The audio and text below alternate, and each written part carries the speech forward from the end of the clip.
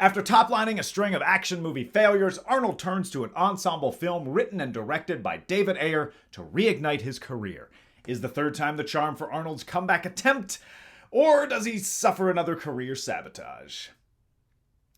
It's sabotage. In the form of Sabotage. Hello friends and welcome back to Every Arnold Movie Ever, Season 4, Episode 34. We're in the middle of Arnold's middling post-governor movie career.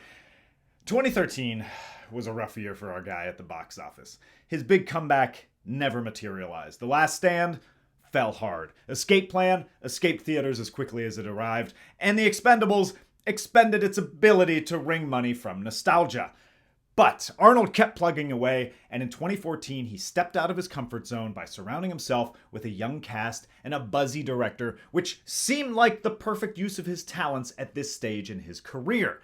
The director was David Ayer, writer of Training Day, director of a bunch of bad cop movies. That's, I may have said that wrong. Bad cop movies. Like bad cop as in the cops are bad, not that the movies are bad.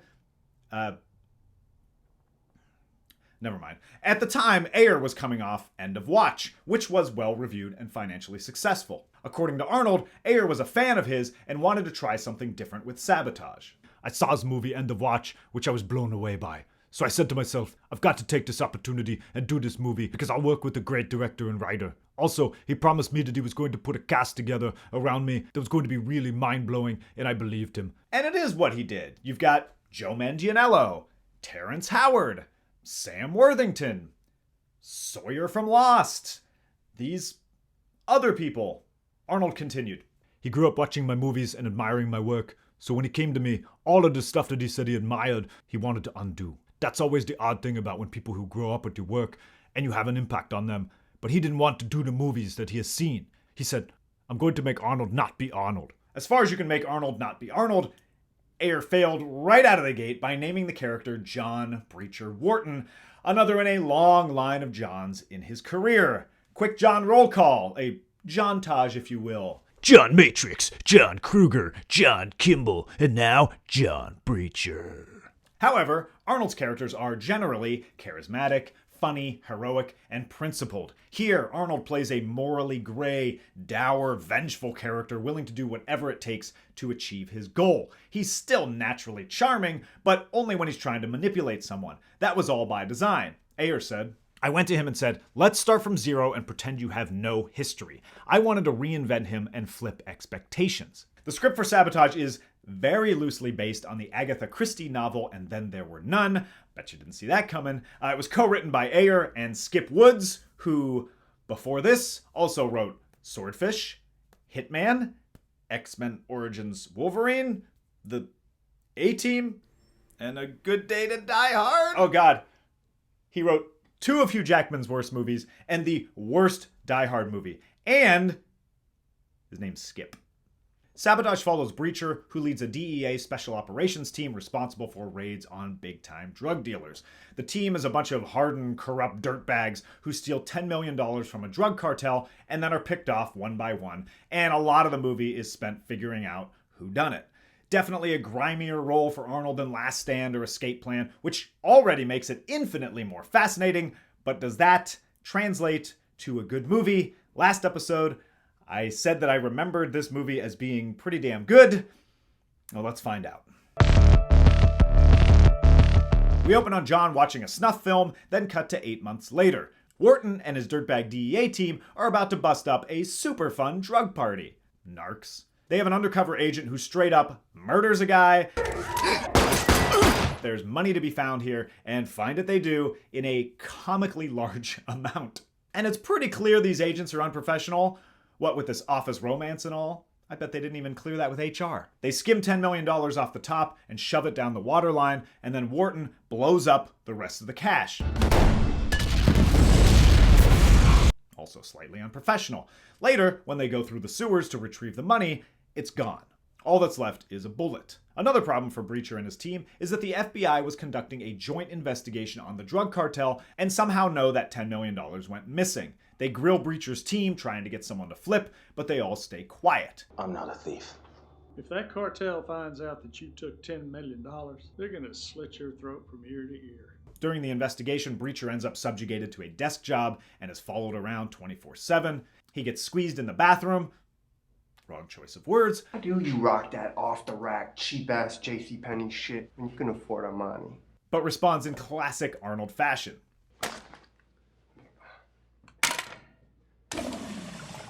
And that moment kind of makes me wish this was an Arnold workplace comedy. Honestly, wouldn't have been a terrible idea if he took over for Steve Carell in The Office. Eventually, the investigation is shut down because they couldn't prove anything, but they almost certainly know Breacher and his team stole the money. No one's been exonerated. DC just lost their appetite. And yet, for some reason, Breacher and his entire corrupt team of walking Monster energy drinks are allowed to reform. Gun, badge, the whole works, and it makes absolutely no sense. Don't fuck with me. No one wants you, John. I've got nowhere else to stick you. Why would they ever allow these obvious criminals to work together again?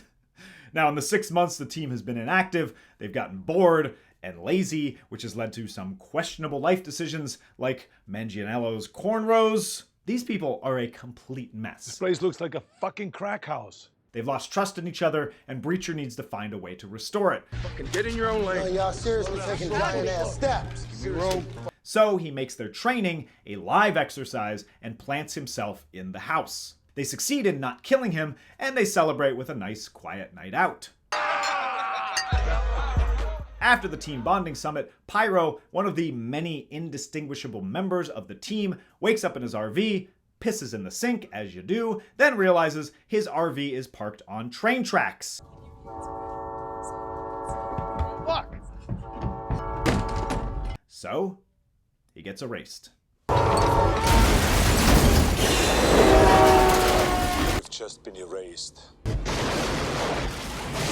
Breacher shows up and talks to the detective on the scene, hilariously cataloging all the disgusting body parts and viscera scattered all over the place.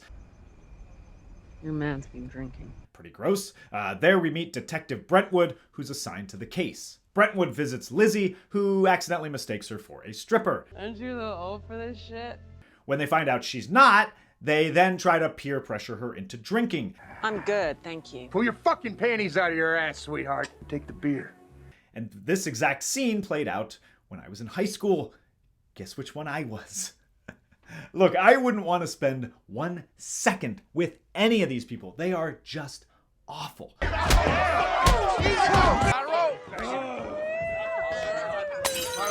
But then Brentwood leaves, and an actual stripper does show up, so it turned out to be an honest mistake. Sorry, I take everything back. Brentwood takes Breacher to interview another one of his men, Neck, but Neck is unavailable for comment. Gotta love a creative murderer. All signs point to the drug cartel Breacher and friends stole the money from. Mangy Cornrows points out that the money they've stolen is bringing the heat down on them. It's a goddamn money.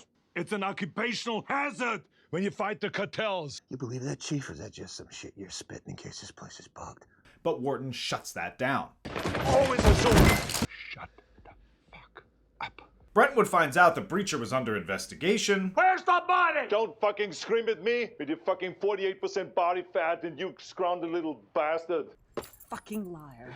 She goes back to Wharton. Why the fuck didn't you tell me you were under investigation for stealing from the Rios Garza cartel? She's clearly getting too comfortable with him as a friend rather than a suspect. I need a drink. Oh, now you want to drink. And Breacher says he was actually just on his way to find Tripod, another stupid nickname member of his team who recently quit. That leads to the most stylized sequence of the movie, where Breacher and Brentwood looking for Tripod is intercut with a flashback of Tripod getting attacked by some Bass Pro Shop customers. Another one bites the dust. That's enough for Jake Scummy to give Brentwood some info. He's scared of getting killed, and Brentwood, suddenly has a southern accent. Tell me something I don't know. Or maybe I didn't notice it before. It's one of those classic British people doing a southern accents. She'll never make it. Every cop in Georgia's looking for her. Not quite there. Right, howdy, y'all. I think that's Australian. Oi, noi. And this is where we learn Breacher's backstory. Breacher and his team captured a drug lord who was killed in the exchange with Mexican police. The cartel blamed Breacher and kidnapped his wife and son, then killed them and mailed pieces of them to Breacher for weeks. They sent me a face. So John went down alone and hunted the men who killed his wife, but he never found them. Breacher shows up at Brentwood's house, and it's not creepy at all. So this isn't creepy. He shares some fingerprints with her, so she shares her lips with him. And more. Holy sh! What happened to I Never Date a Cop? Who said anything about a date? The fingerprints end up matching cartel members, so Brentwood arranges for a raid on the members' house. Breacher and his team show up before Brentwood and kill all the cartel people. It's a good, tense sequence, the kind of stuff Ayer does really well, just like at the beginning of the movie. Worthington reveals that these aren't the drug dealers they're looking for. That's not them. The drug dealers are in another castle. But check again. Okay. No, still not them. SWAT shows up too late, and Brentwood realizes You use me. that'll teach her not to trust him. Meanwhile, we cut to another movie with some fishermen. Oh, hang on. What the hell? Jesus Christ! Oh, it turned out these are the cartel members, and they've been dead for a while. Their thumbs are missing, which means they were being framed. So if they aren't killing the team, then who is? But that also means that Breacher's the one who took their thumbs and gave the fingerprints to Brentwood. So surely now she's not going to trust him anymore. Meanwhile, Breacher tortures himself by watching his wife get tortured again. Buddy, you gotta find some new hobbies. Now the thing about this movie is it never cuts away from violence like pretty much any other movie would. Like even the clown from Terrifier is like, whoa, dude, a bit much. It got dinged pretty hard when it was released for being unnecessarily cruel in its violence, and I didn't really get it until we reached the part where they show his wife getting shot in the head. I know it's supposed to hammer home Breacher's motivations, but like, we get it. We saw her tortured at the beginning of the movie. We got the full story from Worthington. You don't need to show her getting shot in the head in close-up. Breacher calls a meeting with his crew. Who the fuck is hunting us? And Lizzie has an idea. It's one of us. It's you. Or it's Grinder. Or Sugar. Or my dear loving husband. The paranoia finally got to them. The band is breaking up. And also, out of absolutely nowhere... Honey. Yes, sweetheart. I've been fucking Sugar. Look, it is what it is, dude. You want me to say I'm sorry? That's enough for Mangienello, and he drives off in his motorcycle. And then the movie makes a really interesting choice. I love this. It follows him to see where he goes next. It's over.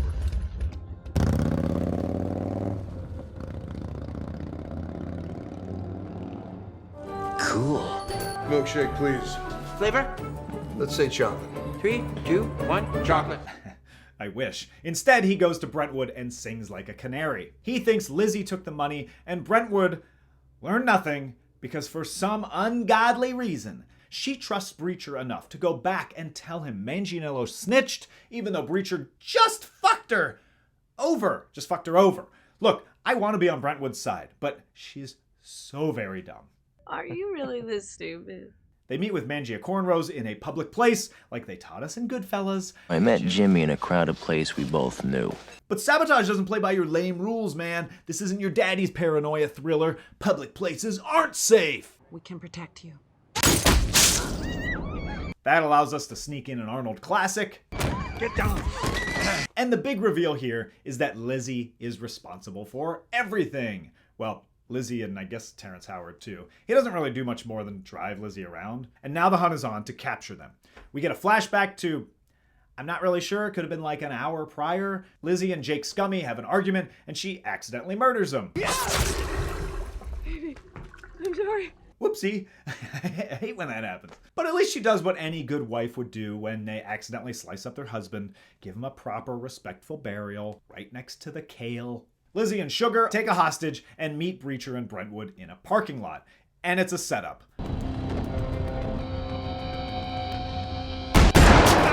I'm surprised super genius detective Brentwood didn't see that coming.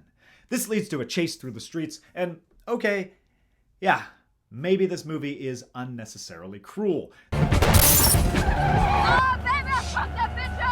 There isn't just collateral damage, it's collateral slaughter, complete with close-ups of the carnage, and an unnecessary close-up of a compound fracture. And what good is a compound fracture if no one's gonna lick it?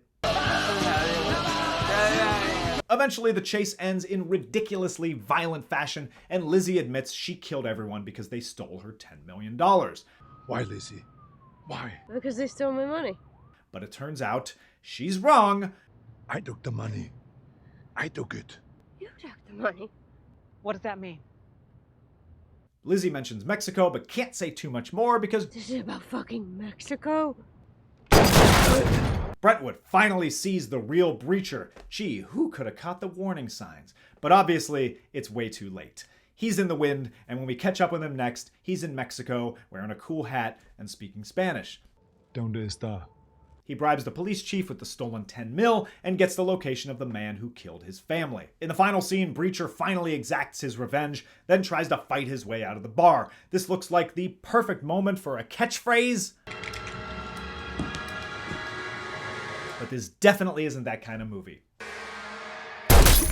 Instead, with Breacher in bad shape, he sits down for one last drink and a cigar. And that's Sabotage. Reviews for Sabotage were some of the worst of Arnold's career, and a deluge of critics complaining about the nasty, gruesome, over-the-top violence. And sometimes critics can be prudes, but I mean, yeah, it's gratuitous. They probably shouldn't have splattered that biker on the windshield. Richard Roper, taking up the mantle of defending Arnold after Ebert passed, again went to bat for Arnold, giving the movie one of its only positive reviews. The majority of the reviews point out Arnold's performance as the highlight, but are not shy about calling the rest of the movie ugly dog shit. To promote Sabotage, Arnold and Joe Mangienello came to WWE to promote the movie while I was working there. I didn't get a chance to meet Arnold that time, but he and Joe were so easy to work with and up for anything, including some light physicality. And I talked about this in my Jingle All the Way episode when I worked with Larry the Cable Guy while he was promoting Jingle All the Way 2. But wrestling fans don't like when celebrities talk down to them. They can tell when a celebrity is just there to promote something and they still have this image of wrestling as wrestling and it's just fake fighting. You go out in front of the crowd with an attitude like that, the audience will pick it up and they will shower you with all the booze. Arnold understood the assignment. Joe Mangienello understood the assignment. Joe's co-star in Pee Wee's Big Holiday understood that. Rest in peace, Pee Wee. The point is, Arnold, as always, did his best to promote this movie. And on the opening weekend of March 28th, 2014, Sabotage debuted in 7th place, pulling in $5.2 million. Half of Escape Plan's Open, and even worse than The Last Stand. I told you at the beginning it was Sabotage. It ended its domestic run just north of $10 million with a worldwide total of between 18 and 22 million. The movie was only made for 35, but 18 to 22 is like a disturbingly low take. It's also Arnold's third lowest box office revenue at the time, just above Raw Deal and Red Sonja, and it'll end up at the end of this being the 5th lowest grossing movie of all time, an absolute disaster, and yet we've still got 2 movies coming up that will do worse. I was looking for something positive to say about all of that. And the best I could find was when Sabotage came to Netflix in 2021, it shot up to number 9 on their most watched movie list, presumably because we were in a pandemic. People had never heard of it before, and they probably mistook it for a new Arnold movie, and they're stuck in their house, and they're like, yeah, let's give this a try. The Last Stand didn't do well at the box office, but it didn't get a critical drubbing like this. Escape Plan garnered international interest because of the collaboration with Stallone, but Sabotage was flat out rejected by critics and audiences. Did it deserve better? Well, out of Arnold's 3 post-Governor films so far, this one has no counterpart in his filmography. It's not a throwback action film trading on his past persona. It's not a spy movie or a sci-fi film. It's 1/3 police procedural, 1/3 mystery, and 1/3 horror, and it tries to take him to a different place acting-wise. Does that mean it's good? Sometimes? I don't think it's as bad as the reviews suggest. But it has a lot going against it. It's messy, violent, cynical. It gets way too sloppy at the end, particularly in the way it relishes in taking innocent lives. And it almost is so gratuitous, it starts to dip into Saw territory with some of these kills, particularly the ceiling murder. But my biggest complaint is the supporting characters. Violence, whatever. If it makes sense for the movie, it's fine. But Arnold's team of undercover DEA agents are straight up dirtbags. Not funny or entertaining in any way, and that's the biggest sin a dirtbag can make. Because a charming dirtbag can go a long way in building goodwill and leeway with the audience. But Not here. Even someone with natural charisma, like Mangienello, is just a straight-up dickhole. I fucking hate these guys. They aren't fun to be around, and I don't care if any of them die, and that's a problem for a movie that desperately wants you to see them as super cool. Even their nicknames are boring. Neck? Pyro? Monster? Come on, Tripod? Breacher is the only good nickname. And I wanted to like the Brentwood character. She's supposed to be our anchor, but she is actively the dumbest character in the movie, continually trusting Breacher, even sleeping with him at one point, and in the end, she gets outsmarted by a mile. Not even close. She needed to be one step away from figuring things out at all times. Instead, her entire arc builds to her being humiliated. Just another cynical path this movie travels down. And the mystery of who's killing the team also has a disappointing reveal. The drug-addled loose cannon who thinks everyone stole her money. Like, it feels tacked on, and there might actually be a reason for that. They weren't sure how they were going to end this movie. They shot 2 additional endings, which are on the Blu-ray, and both are absolutely insane. Side note, this movie originally had a 3-hour cut, but Ayer was forced to cut it down by an hour. It still feels too long. He says this was his worst movie-making experience of all time. Are you telling me Sabotage was sabotaged? Release the Ayer Cut, you cowards! So, the first alternate ending starts with Breacher trying to escape to Mexico with his money, but Brentwood is on his trail. It leads to a fight in the water where Breacher does a complete heel turn. You whore! You fucking whore! John, what the hell? And in this version, he's the one who killed his entire team. Why the carnage? Your people fucking worshipped you. They wouldn't let me save my family. It's notable for having a pretty good evil performance from Arnold, and also a incredibly rare on-screen death.